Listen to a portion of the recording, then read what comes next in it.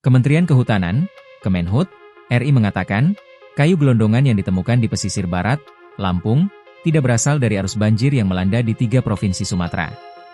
Direktur Iuran dan Penatausahaan Hasil Hutan di Direktorat Jenderal Pengelolaan Hutan Lestari, PHL, Kemenhut Ade Mukadi menegaskan hal ini berdasarkan pemeriksaan Polda Lampung dan Balai PHL Lampung.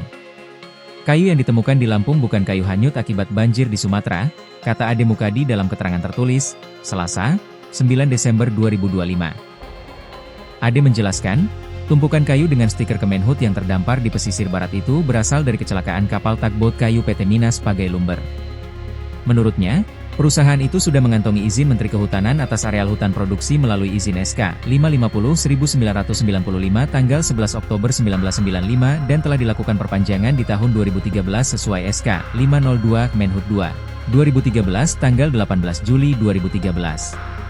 Kayu berasal dari kecelakaan kapal tugboat kayu dari PBPH, HPH, PT Minas Pagai Lumber di Mentawai, paparnya. Ade menjelaskan, mesin kapal yang mengangkut kayu itu mati karena badai pada 6 November 2025. Hal ini membuat banyak potongan kayu dengan stiker kementerian hanyut. Mesin tugboat mati dan terkena badai sejak 6 November 2025 sehingga ada banyak kayu yang jatuh dari tugboat tersebut, ucap dia. Ade menegaskan, barcode di kayu adalah penanda sistem verifikasi legalitas kayu, SVLK, yang dicek keabsahan asal-usul sumber kayu, traceability system untuk mencegah illegal logging.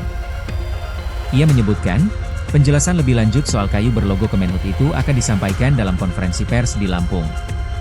Sebelumnya, temuan kayu gelondongan dengan stiker Kemenhut ditemukan oleh Polda Lampung.